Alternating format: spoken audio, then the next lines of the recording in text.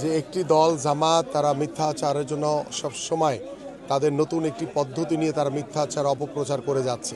বিকাশের নাম্বার নিয়ে বিকাশে টাকা দিয়ে তারা আপনার ভোট কেনার চেষ্টা করছে, তারা এনআইডি নাম্বার নিয়ে ভোট জাল করার চেষ্টা করছে। ইনশাল্লাহ আমরা আগামী 12 তারিখ একটি নিরপেক্ষ সুষ্ঠু ভোটের মাধ্যমে ইনশাল্লাহ আমার এই এলাকার প্রত্যেকটি ভোট কেন্দ্রে ভোট অনুষ্ঠিত হবে এবং আমরা একটি বাস্তবিক অর্থে নিরপেক্ষ নির্বাচন অনুষ্ঠিত করতে পারবো ইনশাল্লাহ। আর এখানে আমাদের কিছু সমস্যা রয়েছে, সেটা আপনারা জানেন যে একটি দল জামাত তারা মিথ্যাচারের জন্য সবসময় তাদের নতুন একটি পদ্ধতি নিয়ে তারা মিথ্যাচার অপপ্রচার করে যাচ্ছে। তো এই ধরনের মানসিকতা নিয়ে তারা নির্বাচনের আগে কাজ করছে।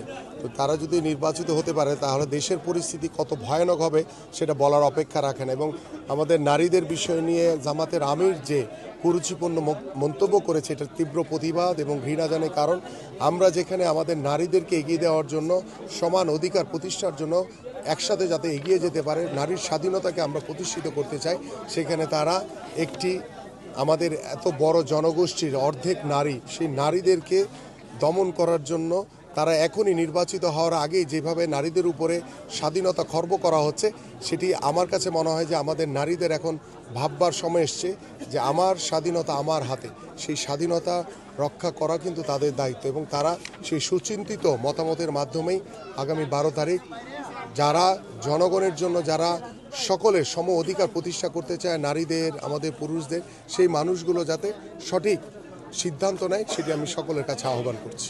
তাদের কিছু কমন ডায়লগ আছে, সেই কমন ডায়লগের বাইরে গিয়ে কোনো কিছুই খুঁজে পাচ্ছে না তারা।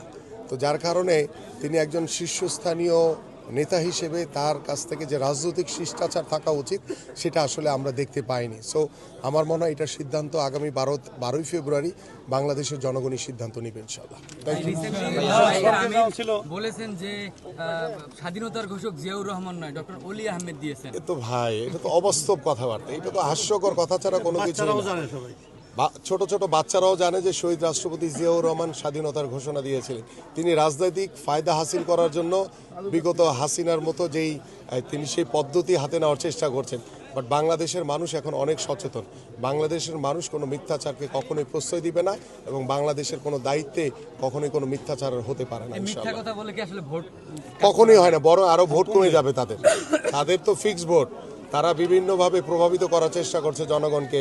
বিকাশের নাম্বার নিয়ে বিকাশে টাকা দিয়ে তারা আপনার ভোট কেনার চেষ্টা করছে, তারা এনআইডি নাম্বার নিয়ে ভোট জাল করার চেষ্টা করছে, তারা নারীদের নিয়ে কটূক্তি করেছে। এখন তারা বলছে যে স্বাধীনতার ঘোষক হচ্ছে উমুক। এগুলো মানে ফালতু কথা ছাড়া অন্য কোনো কিছু না।